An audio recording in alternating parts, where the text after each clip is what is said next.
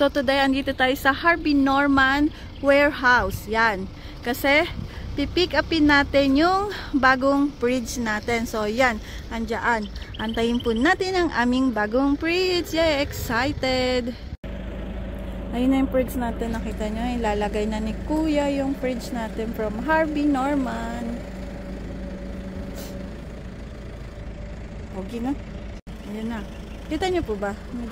Medyo madilim sa loob. Ano natin? Ayun na po. Ayun na ang fridge natin. Yay! Ayun na ang ating fridge from Harvey Norman.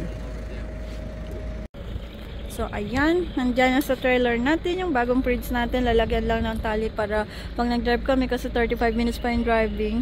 So, parang hindi siya matumba. Diba? Bagong-bagong matutumba.